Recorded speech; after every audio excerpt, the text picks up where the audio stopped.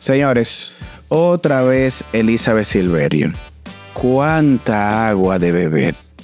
En breve con cada uno de ustedes vamos a estar tratando lo que se está presentando en el escenario actual.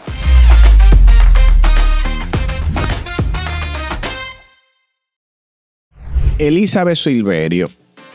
La conocí cuando estaba en el Colegio Dominicano de Psicólogos como presidente en una solicitud hecha por el Departamento de Ética.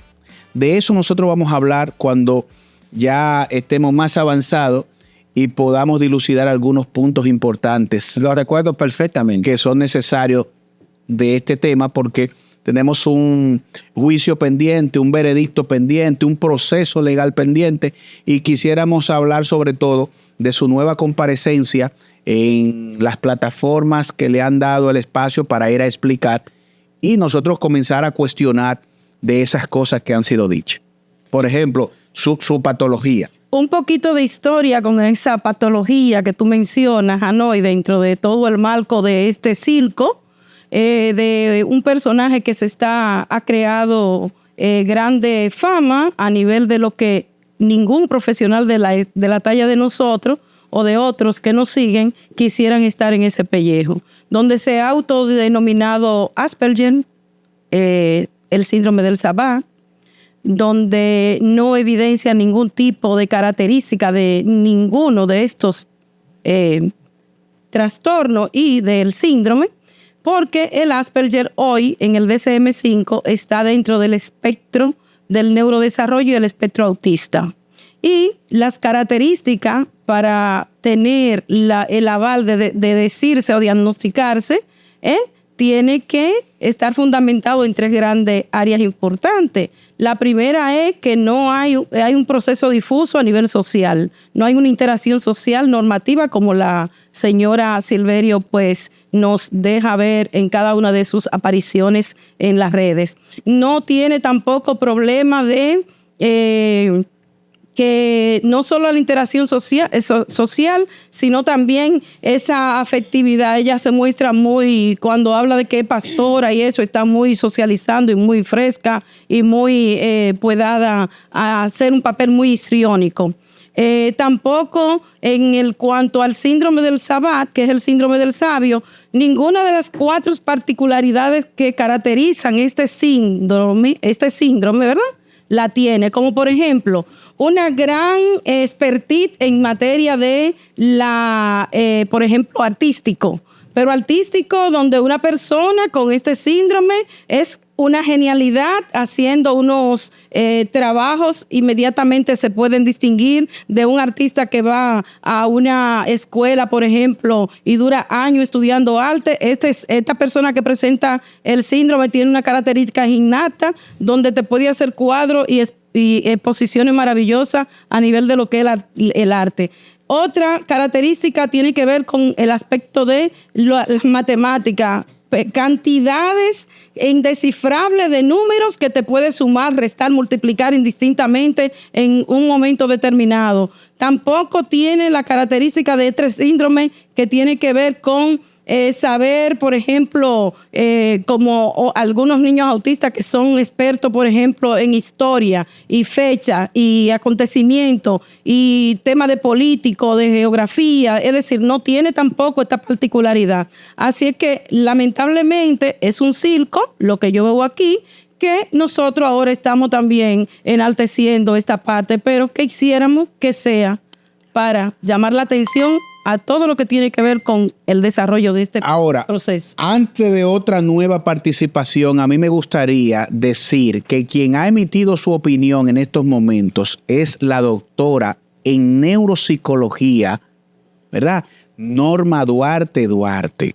Y si alguien quiere cuestionar con respecto a eso, entonces tiene la invitación Nuria Piera para allá para que venga y busque los certificados, porque sí estamos hablando de una neurocientífica. Avalado también. Avalada también, y catedrática de la universidad. Eso no es que cuento, que fui de que al Congreso a envolver. No. Aquí estamos hablando lo que es. Señores. Pero hay un punto importante en esto y hago hincapié en lo que dice la colega Norma, porque hay un juicio abierto. Entonces, ella no concatena ninguna de esas características, pero es mitómana. Es una característica muy pesada de ella. Entonces, incluso, yo no sé cómo va a venir su defensa para asumir las defensas legales que son normales de ella. ¿Que se le fue el abogado ya? Pero, sí, hay otro abogado. Ya vi en una entrevista o en la proposición de la audiencia que le daban un plazo. Pero yo entiendo que para una buena y sana administración, a esa señora hay que hacerle una evaluación que determine las condiciones reales de ella, porque llama mucho la atención todo ese conjunto de cosas que comenzó siendo neurocientífica, aplicando un método, y ahora no es ni psicóloga, no es neurocientífica, ahora es administradora como de centro, una cosa que no tiene como lógica al final, con un proceso abierto. Entonces yo entiendo que la justicia para abrir o para cerrar con vehemencia y con legalidad este caso, a esa señora hay que hacerle una buena evaluación, porque deja mucho, mucho que ver en el entorno profesional. Hay dos elementos que a mí me gustaría destacar con respecto a la persona de Elizabeth Silberg. Uno tiene que ver, recuerdo que en este barullo de cosas que se decían, parte de lo que se mencionaba era como que hubo mucha inestabilidad en su vida, en su infancia, ¿no? Probablemente rechazo, humillación, lo que da como resultado que ella pudiera desarrollar estas características que bien mencionaba nuestro querido Nicanor, que tienen que ver con la mitomanía, con hablar mentira. Fíjense que ella dice o decía una mentira tras otra, le tumbaban un argumento, ella buscaba otro, ese argumento y ella buscaba otro. Eso es una de las cosas, o sea, la parte que tiene que ver con la mitomanía y con esa necesidad de llamar la atención, de ser importante, de ser valorada. Pero hay otro aspecto que yo quiero que tengamos muy en cuenta, y es el aspecto espiritual. Ella era pastora. Ahora mismo en República Dominicana se está dando una serie de situaciones con pastores, no solamente pastores, líderes religiosos de cualquier índole, pero en el aspecto de la iglesia evangélica, que siempre se destacó por ser una iglesia con seriedad. Yo no sé quién es que le está dando tanto permiso a la gente de ser pastores. Tú el que dice que tiene un llamado al pastorado, viene y se engancha en una iglesia y es pastor. Un flaco servicio. Entonces, le está dando. Señores, tenemos nosotros que buscar la manera de que esto haya una institución que lo revise y que le dé seguimiento a los dichosos pastores, porque nosotros tenemos mucha gente creyente que está saliendo de las iglesias producto de esta situación. Entonces, vamos a ver esa parte. O sea, no solamente está la mitomanía y el deseo de llamar la atención, está también la parte lucrativa, de que me lucro a través de la iglesia, me lucro a través de un centro que está funcionando de manera ilegal porque yo no tengo los avales profesionales para poder estar trabajando y dirigiendo este centro. Sí, yo quiero puntualizar en relación al tema de la iglesia y los pastores, porque hay muchísimos hombres y mujeres de Dios dedicadas a hacer el bien a la sociedad en el orden correcto y regidos por su dogma, por su obediencia a la palabra de Dios. Y aquí vemos una anomalía, como señaló Odalis, en otras vertientes también, con otras personas que se han dedicado a no dar un flaco servicio y básicamente desdecir, sino a dañar a cierto sector de la sociedad. Entonces, atención con este punto, Señores, dándole una mirada clínica al caso de Elizabeth Silverio, precisamente tenemos que tomar en cuenta las características que Elizabeth Silverio está mostrando. En una entrevista que le hicieron a Los Foques, Jessica Pereira, fue muy consistente precisamente en las variaciones y en la ambivalencia de los argumentos.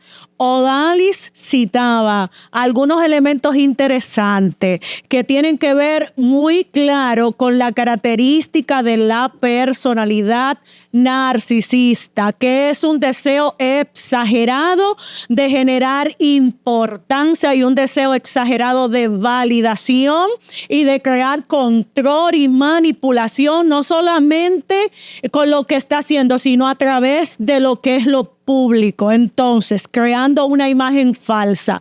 Esto es de mucho cuidado, señores, porque esto reincide de manera reiterativa en mentiras, en cuestionantes que no tienen sostén. Cuando Jessica Pereira le decía de manera reiterada, pero ¿a qué usted se refiere cuando usted está hablando? O sea, dígame de los benditos diplomados que usted tiene del doctorado y como psicóloga. Y ella al ver como Jessica fue tan directiva, ella le dijo que eran sencillamente diplomados. O sea, ojo con eso. Eso me abre a mí la puerta de que la República Dominicana a nivel legal tiene que abrir los ojos y regular en materia de salud mental lo que está pasando, que aquí cualquiera que viene abre un centro, un consultorio sin tener las certificaciones ni las regulaciones del lugar. Ahí entonces voy en dirección al aclarando que hice desde el principio, porque todo comenzó estando yo en el Colegio Dominicano de Psicólogos como presidente. Dije hace un momento que nuestro secretario de ética de ese tiempo le hizo un llamado por señalamientos que ya venían de otros sectores del ámbito de la psicología, presentando que había una persona haciendo o dándose atribuciones por las redes de tener PhD, doctorados, de ser neurocientífica, y que luego, ¿verdad? Se entendía que no había una consonancia entre la edad y estos niveles de estudios. Entonces nosotros le llamamos. Yo recuerdo haber entrado al colegio esa tarde o ese día, no recuerdo si fue en la mañana o en la tarde, entrar y verla sentada porque ya había quedado pendiente llamarla para esos fines. Cuando hablo con el secretario de ética, bueno, la tenemos aquí, a la señora Elizabeth Silverio, y vamos a empezar el cuestionamiento en relación a los avales que ella dice tener y lo que está haciendo. En ese momento, señores, salió a relucir que ella tenía esas titulaciones, óigame bien, PhD, doctorado, no diplomados. ¿Qué se cuestiona en ese momento? El que usted, si usted no lo tenía apostillado a través de las universidades y del proceso legal que debe de hacerse, llámese Universidad UAS, MESIT, Procuraduría, entonces usted no podía ejercer en el ámbito psicoeducativo como lo estaba haciendo con esa población. A lo más que podía llegar era al orden administrativo. Entonces, luego se destapa que esas titulaciones no son ciertas, luego se destapa que no terminó ni siquiera el bachillerato allá de la isla de donde viene, luego se destapa que está ejecutando un método importante esto, señores, es decir, el método científico para usted comprobar que algo funciona, no es porque usted diga que es científica. No. Señores, usted bebió té de apazote en la antigüedad para los parásitos. Dios. A usted lo bañaron para el sarampión con miau. Usted cuando le picó una cacata le dieron pupú, mierda en la boca. Usted no ve que eso ni que funcionaba. El té de apazote te podía contrarrestar el tema de los parásitos, pero te generaba una infección en los riñones. Y eso se ha dado científicamente uno cuenta ahora. Para usted hablar de método científico, usted tiene que tener población objetivo, tiene que tener grupos focales, tiene que durar un tiempo, años, experimentando y trabajando con un permiso de experimentación con niños donde usted demuestre que no le va a hacer daño. Entonces, luego de implementar eso y descubrir que su método funciona y que aporta a la sociedad en el desarrollo de esos seres, entonces es que se empieza a dar el aval formal de la implementación de eso. Entonces, usted habla de que neurociencia, el mismo Cándido Simón, que quien te le tengo la cuestionante de que dijo que salud pública no avala los centros de psicología. Eso es una equivocación. El S4 a mí, en mi ejercicio personal, me avala el yo ejercer como persona. Pero si usted monta una estructura donde usted va a pasar test psicológico, donde usted va a lidiar la parte de la salud mental, claro que usted tiene que estar habilitado como centro de salud. Claro. Entonces, hay una serie de irregularidades ahí que le pueden, ese enema, ponérselo a otros, señores. Pero aquí estamos claros entre estos profesionales. Y quiero resaltar algo que tú estás pues mencionando. Miren, yo tengo el Centro Neuropsicológico desde el 2006 funcionando, tenía otro nombre, luego se cambió al Neuropsicológico después de recibir el aval del título en Neuropsicología.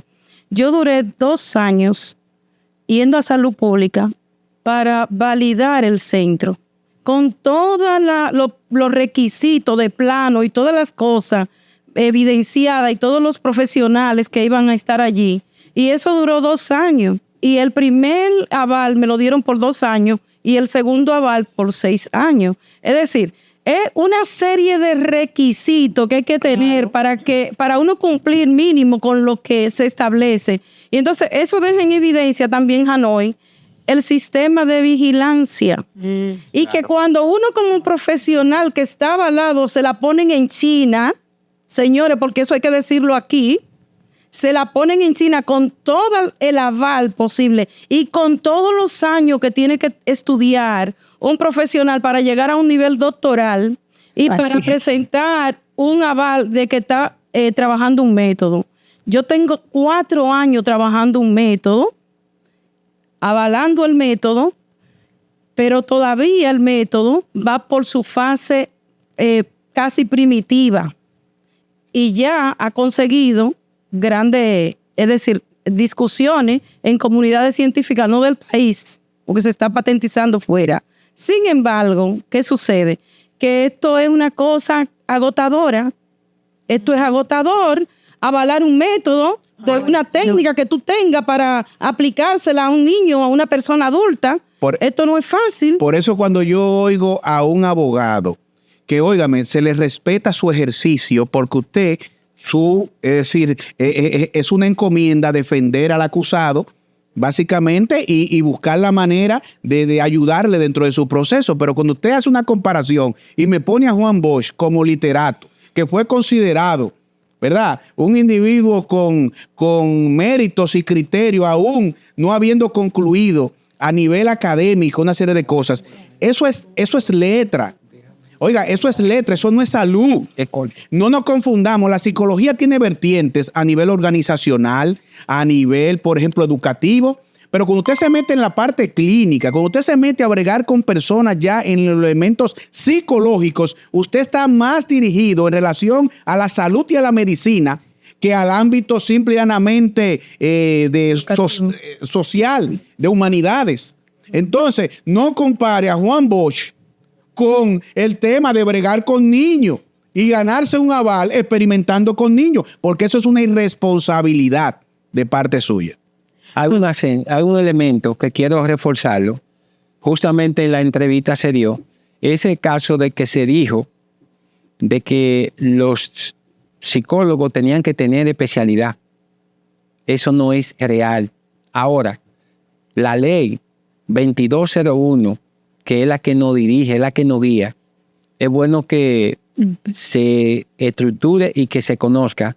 Solamente le exige a esa disposición de una especialidad a aquellos psicólogos que se van a dedicar a la terapia, no a todos los psicólogos, porque cuando viene a ver, escuchan los psicólogos una opinión de esa naturaleza y dicen, pues yo después que termine tengo que comenzar otra para poder trabajar. No.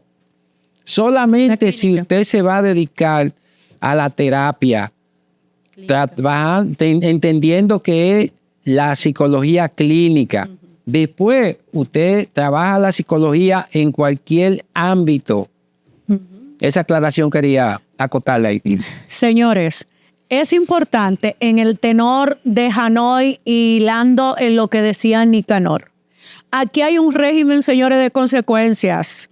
Aquí no solamente hay una falta social y ética, hay una falta, como decía Hanoi, a esos padres, a la credibilidad, a la confianza que depositaron, aún sean de bajos recursos, esos padres para poner a menores, a niños con deficiencia, sencillamente en manos de un experimento. Señores, ojo con eso. Usted como padre de familia tiene que certificarse, asegurarse cuando vayan a un centro que esté acreditado para que nos evitemos, señores, estos agravantes y este show, como decíamos ahorita. Es muy interesante que lo tomen en cuenta. Y algo importante que no quiero que se quede, no solamente, y aquí voy a hablar como secretaria nacional de ética y disciplina, no es solamente en la actualidad del colegio. Así es. Colegio Dominicano de Psicólogos, no es nada más el tema del centro, porque quizá el centro esté avalado. De hecho, yo creo que ella tenía un permiso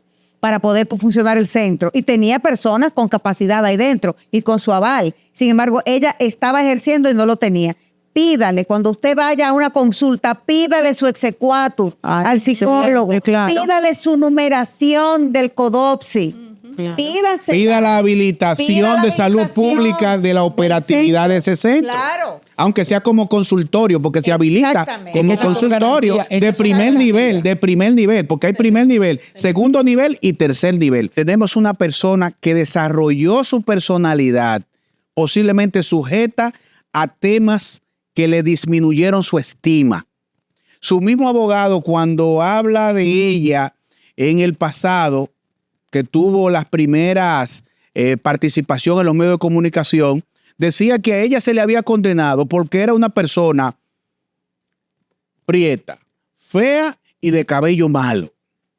Yo entiendo que él lo hizo como lo ha afirmado para llamar la atención en relación a ese tema. Sin embargo, vámonos a la realidad de una persona que por ser ordinaria desde temprano comenzó a recibir bullying, una minimización de su autoestima, que luego entonces encuentra un escenario bajo el marco religioso distorsionado, de sentirse escogida por Dios, de ser una persona con la capacidad de irse por encima del bien y del mal, recibir constantemente el reforzamiento desde el punto de vista vocacional, de que le interesan los niños, del supuesto método creado. Entonces, la posicionan como la neurocientífica.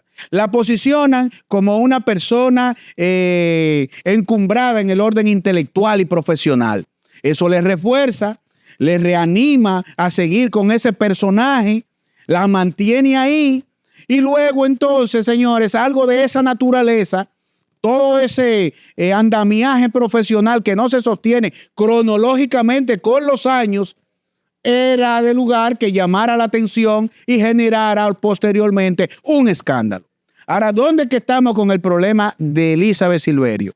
Que no ha sido capaz de manejar una introspección, de ser objetiva en relación a su fallo y de alguna manera, independientemente de las consecuencias, pedirle perdón a la sociedad y a esas personas que le confiaron sus hijos.